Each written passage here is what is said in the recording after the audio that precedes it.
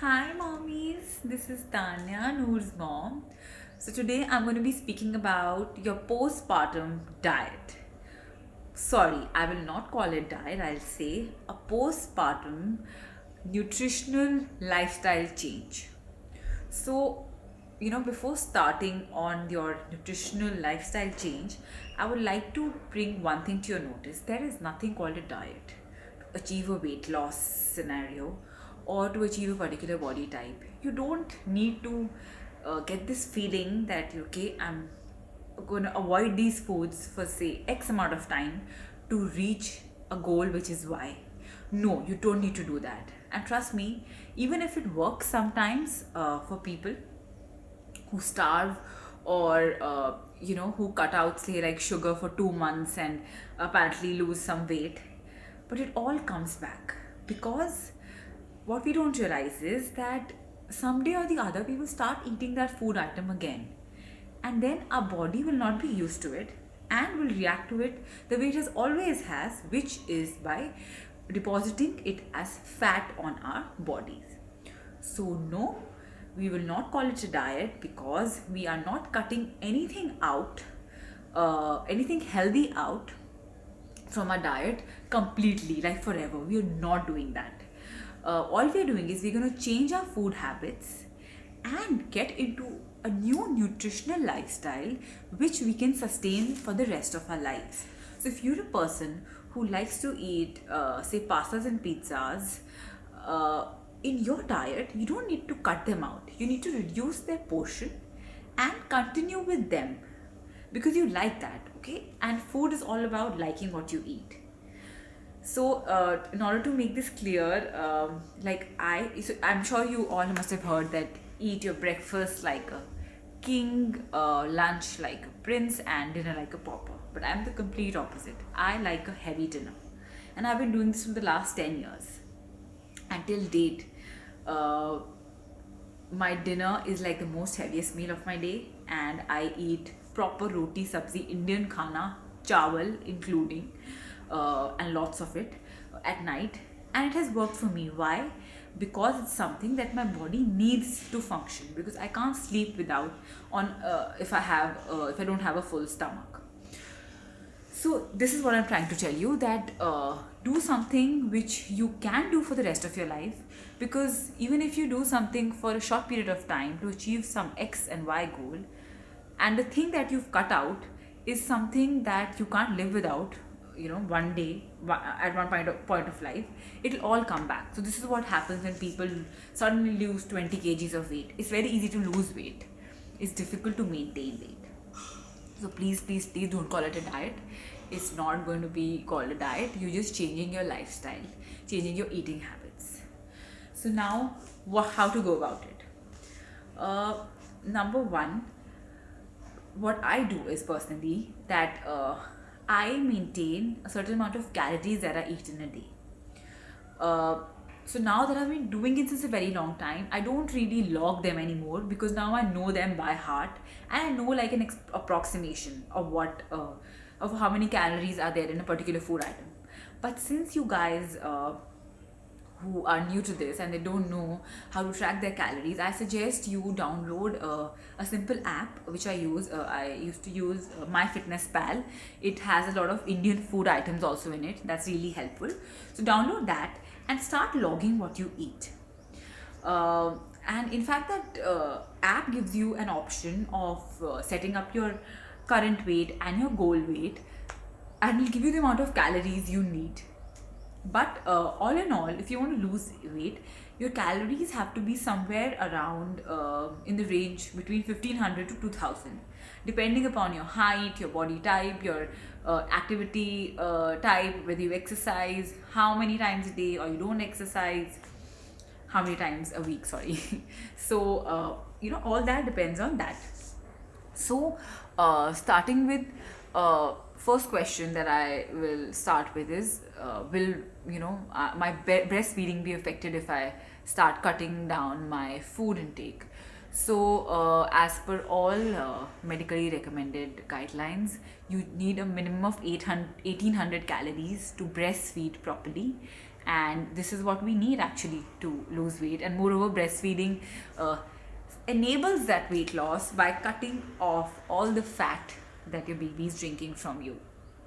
So no, your milk supply will not go down. Right, so how to go about it? I will tell you some basics. Number one, you need to understand how Indian food is loaded with carbohydrates. I am not against carbohydrates. I'm sure all of you know that there are three food groups: carbohydrates, protein, and fat. And how you need to eat them is you need to eat 50% carbohydrates in one meal, 30% should be protein, and 20% should be fat. So, fat means ghee, tail, any types of oil, olive oil, sunflower oil, refined oil. Carbohydrates, okay, so carbohydrates doesn't mean just roti or chawal or maida. It also means vegetables, fruits, uh, bread, and as I said, all the grains, oats, cornflakes, corn, all of them are carbohydrates. And proteins, complete proteins, are egg, meat, fish, poultry, chicken, goat, and for vegetarians there are pulses, dals, legumes. Legumes are like rajma, chole, lobia, and then of course we have dairy products, which are milk, curd, uh, cheese.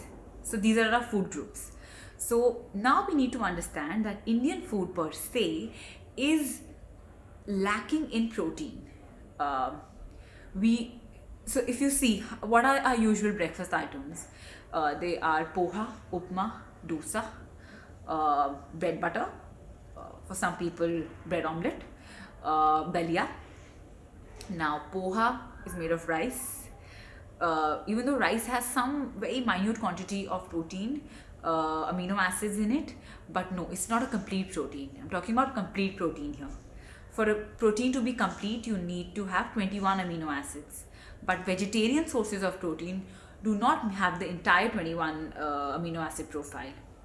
So, most of our Indian breakfast recipes are mostly carbs. You see, dosa, even though it's a mix of dal and rice, dal is lesser in quantity than rice.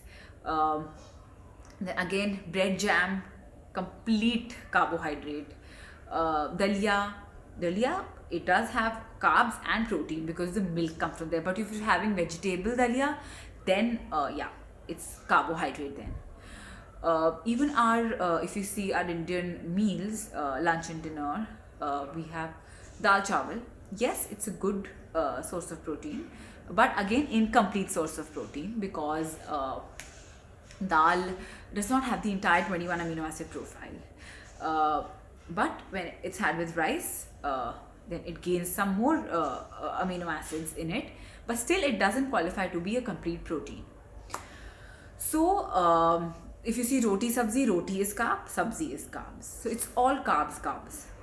So, that's the reason why a lot of Indians, if you compare us with foreigners or internationals, they have genetically very fitter bodies. They're very taut, whereas we are a little chubby and we have folds and we are fleshy, right? Why? Because of the kind of food we eat, and that's absolutely fine because those are our genes, and that's how we've been grown up. So I'm not telling you to change your food or start eating international cuisine or continental or start eating steaks and chicken breasts. But yes, you need to include protein in every meal in your diet, whether they be in the form of boiled eggs, uh, or say if you even if you're eating like proper ghar ka khana. So don't just have roti sabzi, have roti sabzi dal dahi. So now what happens is roti sabzi becomes your carbs. Dal and dahi both have, when combined together, make up a complete protein.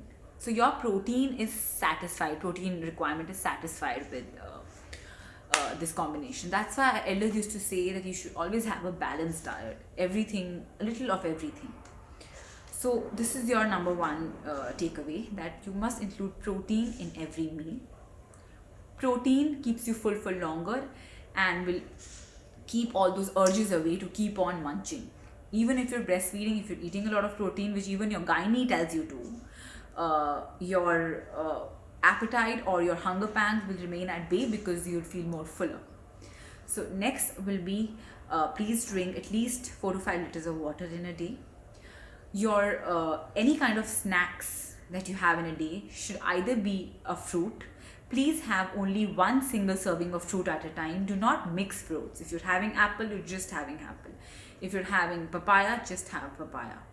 Do not mix them, because the digestion time of fruits when mixed together create havoc in the stomach and you feel bloated. So one fruit at a time, right?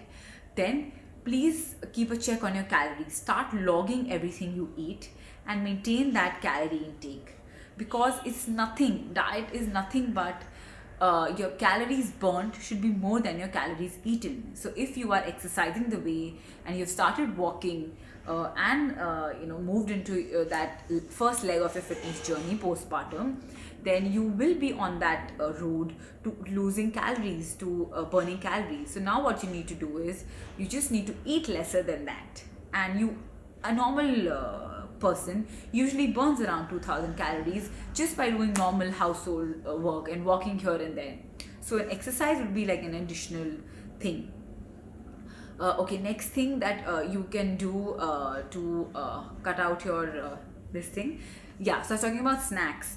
So snacks should be either single fruits or they need to be nuts. So all nuts are very good for you, whether they be almonds, walnuts, pistachios, cashew nuts. Winters are here, enjoy peanuts, but in moderation. This is my next step. Please eat everything in moderation. Start measuring things. If you're eating badam, eat only 10 badam and write that in your log. And if you're eating roti, eat 2 rotis instead of 3 initially, and slowly understand how you can distribute your calories throughout the day. Which meal do you like to eat more? Is it breakfast, is it lunch, or is it dinner?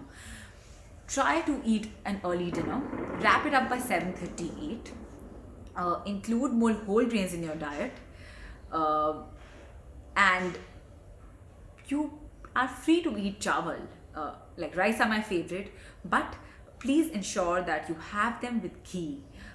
Rice and ghee are an excellent combination which help in keeping, basically it lowers the glycemic index of rice.